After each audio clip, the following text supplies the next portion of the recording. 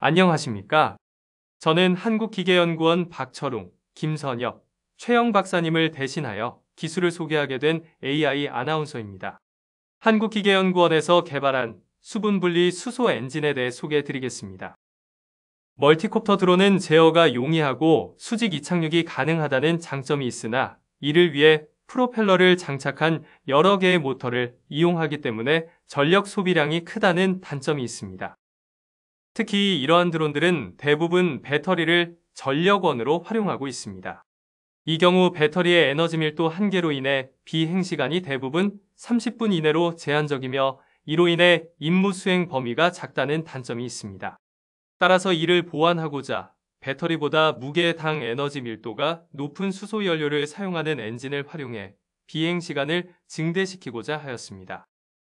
이러한 수소 연료는 최근 이슈가 되고 있는 탄소를 포함하지 않는 무탄소 연료이며 앞서 말씀드렸듯이 배터리나 기존 화석 연료 대비 우수한 무게 대비 에너지량을 보유하고 있습니다.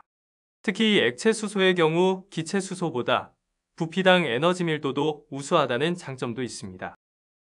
이러한 수소 연료를 적용한 엔진을 드론에 적용하여 드론의 임무 모드별 효율적인 운행을 하기 위해서는 엔진을 포함하는 하이브리드 시스템을 구성할 필요가 있는데요.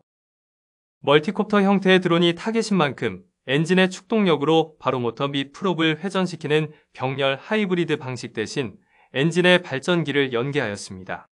즉, 엔진의 축동력을 전력으로 변환하여 준 후 이를 여러 개의 모터 및 프롭으로 전달하는 직렬 하이브리드 방식을 활용해 시스템 설계를 단순화하고자 하였습니다.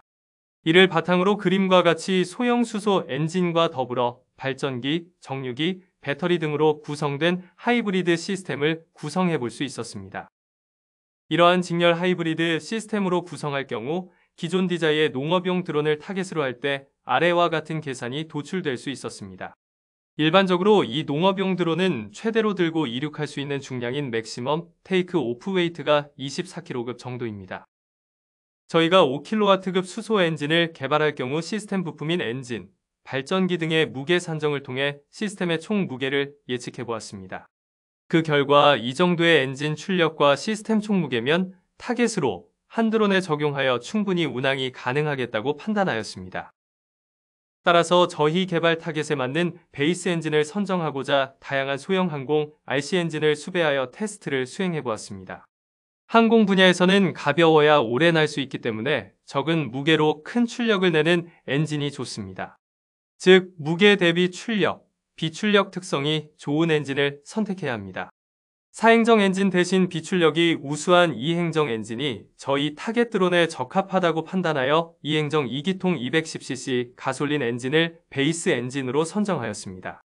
이러한 가솔린을 연료로 하는 베이스 엔진을 수소 엔진으로 개발하기 위해 그림에서 보이는 것처럼 연료계, 배기계, 점화계, 윤활계, 냉각, 기타 설계 부분에서 다양한 개선 작업이 필요하였습니다. 우선 엔진 흡기관에 수소가스를 공급하는 방식으로 기초 엔진 성능 테스트를 수행한 결과 6000rpm에서 최대 3kW 정도를 얻을 수 있었습니다. 이는 앞서 말씀드렸던 저희 출력 목표인 5kW에 한참 못 미치는 결과였습니다. 수소 연료 특성상 기존 연료인 가솔린 대비 부피가 매우 크기 때문에 공기가 들어가는 흡기관에 같이 공급해주다 보면 엔진에 들어가는 공기 유량을 제한시키며 엔진의 최적 효율을 감소시키게 됩니다. 이로 인해 엔진 출력 향상에 제한이 있었습니다. 또한 수소 연료 특성이 가연 한계가 넓고 점화 에너지가 낮아 매우 다루기 어려운 연료인데 이러한 수소 연료를 흡기관을 통해 공급해주다 보니 열점 등이 생길 경우 발생할 수 있는 역화 현상으로 인해 엔진 출력 저하와 더불어 엔진 부품의 물리적인 파손이 발생하기도 했습니다. 따라서 앞서 언급한 문제점들을 극복하여 엔진의 출력을 더욱 높이고자 연료 공급 시스템의 개선을 수행하였습니다. 기존 가솔린 연료 같은 경우 카뷸레터 방식으로 연료를 공급해주고 있으나 수소 연료의 경우 가스상의 연료였기 때문에 이러한 방식을 적용하기에 다소 무리가 있었습니다.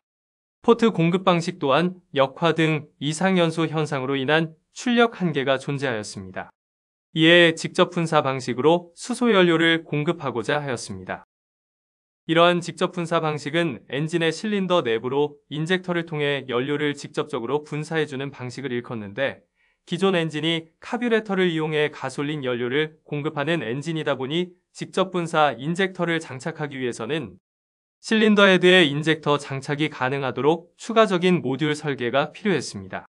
따라서 이에 대한 추가 가공을 통해 직접 분사 인젝터를 체결하였으며 이 인젝터의 분사 시기, 분사 기간 등 제어를 위해 제어기를 구축하였습니다.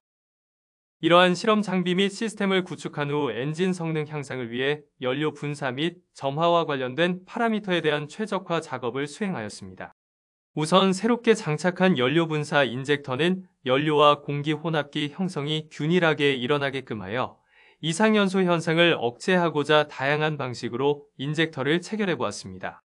이외에 분사기간과 분사시기 등의 최적화를 통해 연소 안정성과 출력 향상을 도모하고자 하였습니다. 인젝터 체결 방식과 연료 분사 시기에 따라 그래프와 같이 연료 공기 혼합 불균일로 인해 원치 않는 시점에 연소가 발생하게 되고 이는 다음 사이클에도 영향을 주어 이상연소 현상이 발생한다는 사실을 알게 되었고, 이를 통해 최적의 인젝터 체결 방식과 연료 분사 시기 등을 파악할 수 있었습니다. 또한 다양한 재질과 열가를 갖는 점화 플러그를 수배하여 실험해 봄으로써 실린더 내 열점을 제거하기 위한 연구를 수행하였으며 실린더 내 연소압 조절 및 출력 향상을 위해 점화 시기 등에 대한 최적화도 수행하였습니다. 이러한 수소 엔진 최적화와 더불어 수소 엔진에 적합한 발전기 및 정류기를 제작하여 엔진에서 발생하는 축동력을 전력으로 변환해 줄 수 있게끔 수소 엔진 파워팩을 구성해 보았습니다.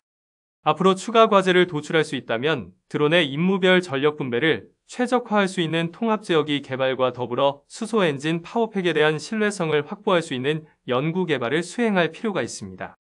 이러한 연구들이 바탕이 된다면 최종적으로는 개발한 수소 엔진 파워팩을 드론에 적용하여 비행할 수 있을 것으로 기대합니다. 경청해 주셔서 감사합니다.